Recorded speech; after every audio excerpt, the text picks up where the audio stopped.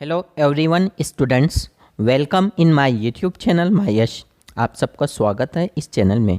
My dear students, हम लोग UPSC की प्रिपरेशन कर रहे हैं।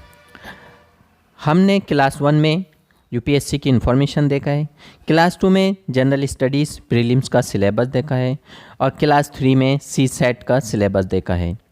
अब मैं आपको बताने वाला हूँ जनरल स्टडीज़ प्रीलिम्स का पेपर 1 क्वेश्चन कैसे आते हैं।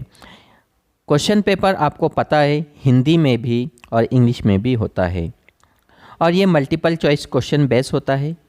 अब यहाँ देखिए क्वेश्चन नंबर 1, निम्नलिखित कथनों पर विचार कीजिए। आपको टोटल 100 क्वेश्चन है और मार्क्स 200 है, यानी एक क्वेश्चन पे 2 मार्क्स और निगेटिव मार्किंग होती है।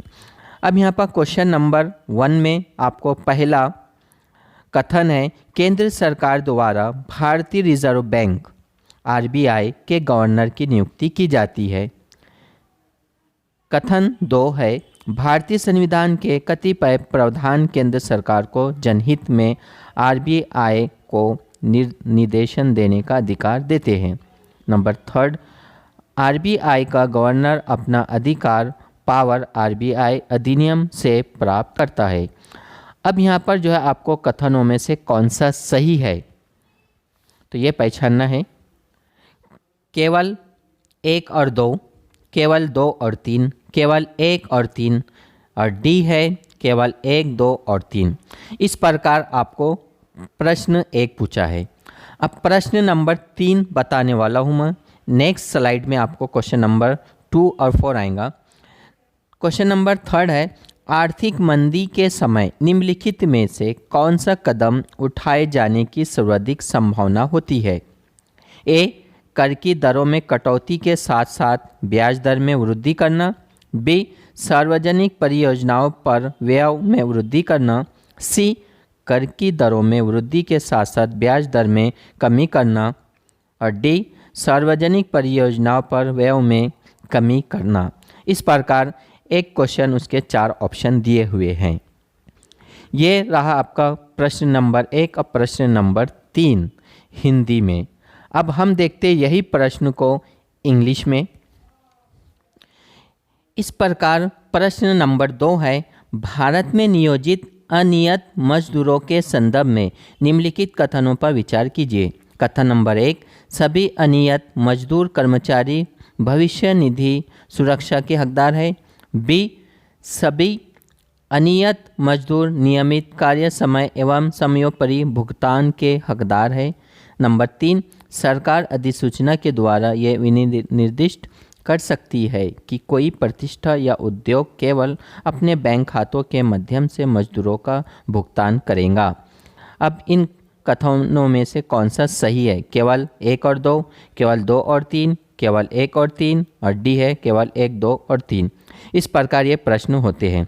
प्रश्न नंबर 4, कथनों पर विचार कीजिए। अन्य बातें अपरिवर्तित रहने पर भी किसी वस्तु के लिए बाजार मांगे बढ़ सकती है।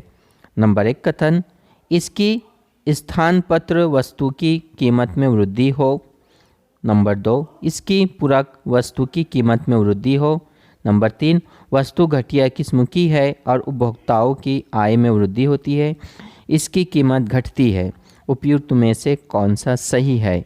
केवल 1 और 4, केवल 2 और 3, 4, केवल 1, 3 और 4 और डी है 1, 2, 3। इस प्रकार आपको इस प्रश्न का उत्तर ढूंढना है।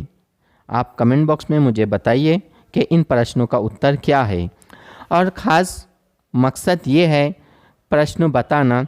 सिलेबस पढ़ने के बाद क्वेश्चन पेपर पढ़ना बहुत ज़रूरी है। इससे आपको समझ में आएगा कि कौन से सब्जेक्ट से रिलेटेड क्वेश्चन आते हैं और प्रीलिम्स के कैसे पेपर होते हैं। ऐसे ही हमने मेंस के पेपर देखना है।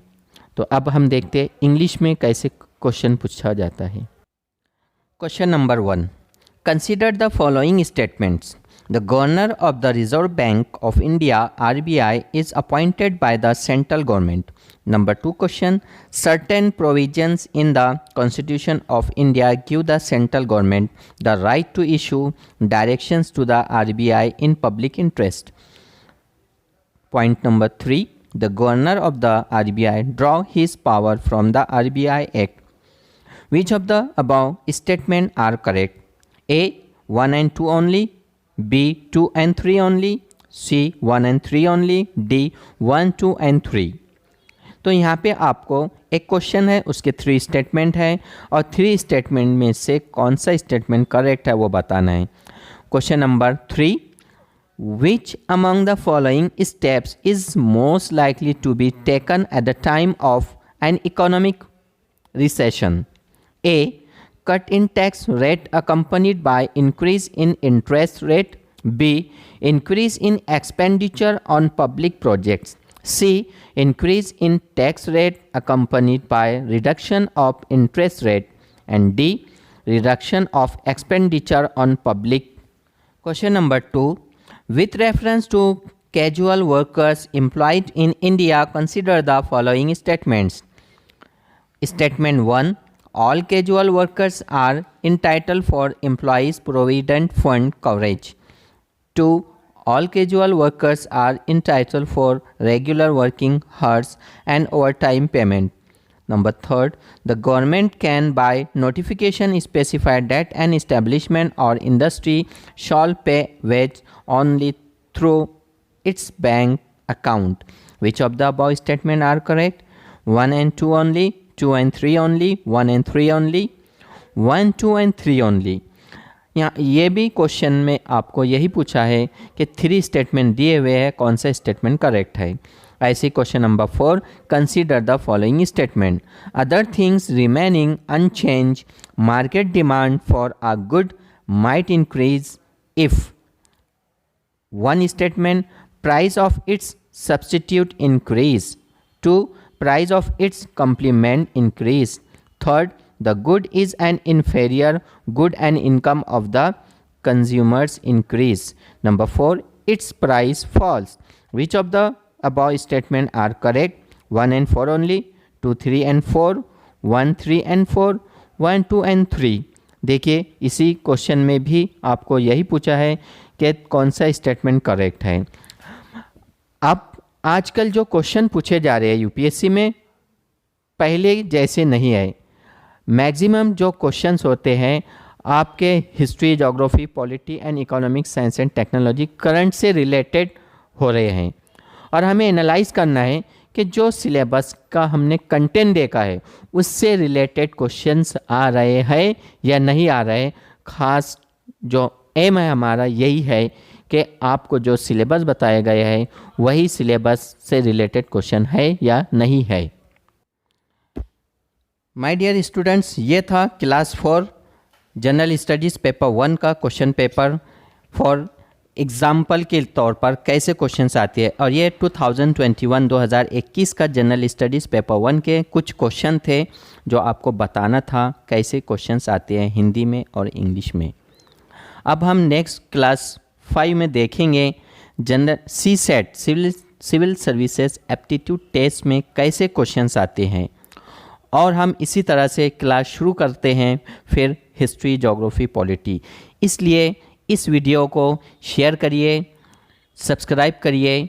जो भी IAS IPS ऑफिसर बनना चाहता है, चाहे वो 10th-12th का स्टूडेंट्स हो या फिर मेडिकल इंजीनियरिंग या ग्रेजुएशन का फर्स्ट ईयर का स्टूडेंट्स हो, बेस्ट ऑफ लक।